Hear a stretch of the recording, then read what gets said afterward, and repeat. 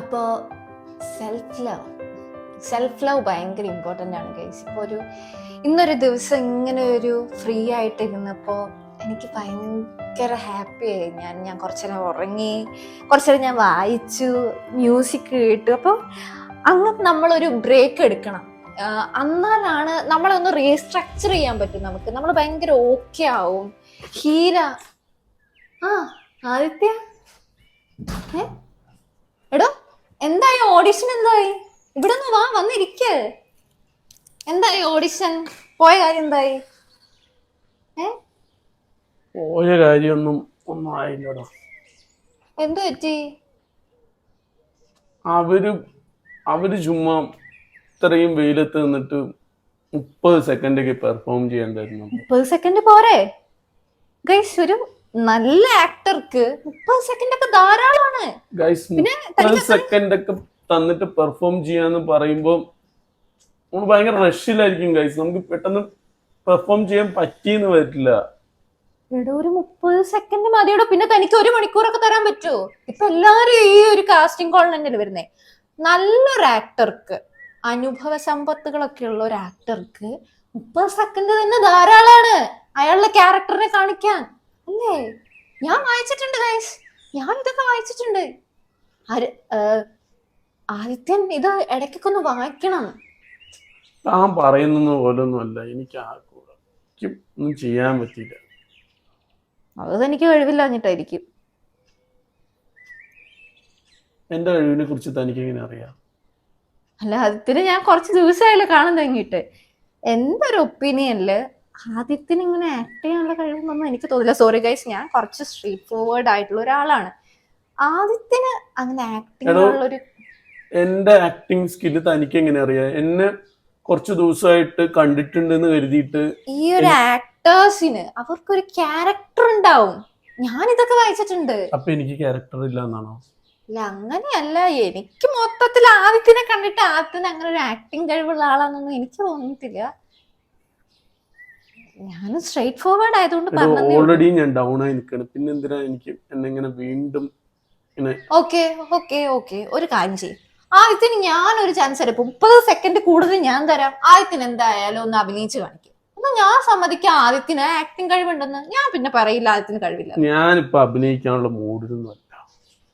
അങ്ങനെ മൂടൊന്നും നോക്കിയിട്ട് ഒരു ആക്ടറിനും അഭിനയിക്കാൻ പറ്റില്ല. ഇതാണ് പ്രശ്നം. ഒരു ആക്ടർ ഇങ്ങനെ പറയില്ല.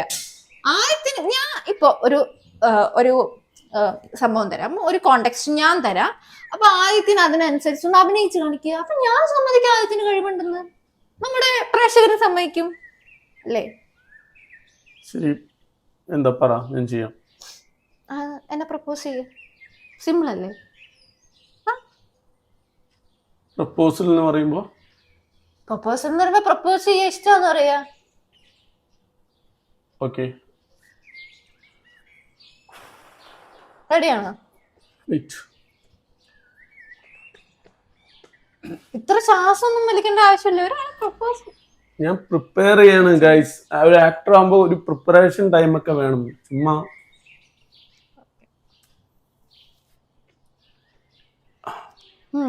കേക്കട്ടെ. പൂജ, ഐ ലവ് യു പൂജ. എന്താണോ തന്റെ കഴിവ്? വെറുതെ അല്ല. Sorry.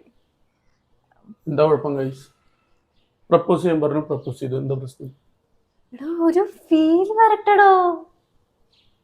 Puja I love you എന്ന് പറഞ്ഞ ഒരു ഫീൽ വരട്ടെ. ഇതാണ് തന്റെ acting. Okay okay okay okay okay okay okay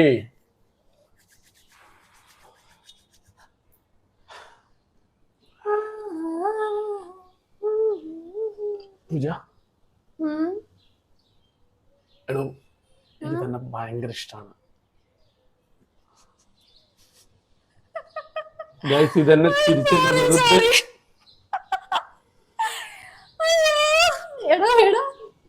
sorry വെറുതെ താൻ ഇങ്ങനെ അഭിനയിക്കാതെ എനിക്ക് ചിരിയേ വരുള്ളൂ. ഞാൻ ഓൾറെഡി ഡൗൺ ആയിട്ട് നിൽക്കുന്നത്. എന്തിനാണോ എന്നെ ഇങ്ങനെ സോറി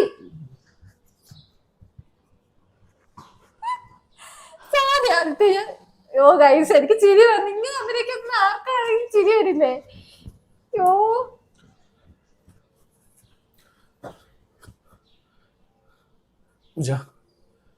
എടോ എടോ ഒരാളെ ആദ്യം കാണുമ്പോൾ തന്നെ നമുക്ക് പല ഫീലിങ്സും മനസ്സിനുള്ളിൽ ഭയങ്കര മഞ്ഞുകോരിയിടുന്ന പോലെ എന്നൊക്കെ തോന്നാറില്ലേ?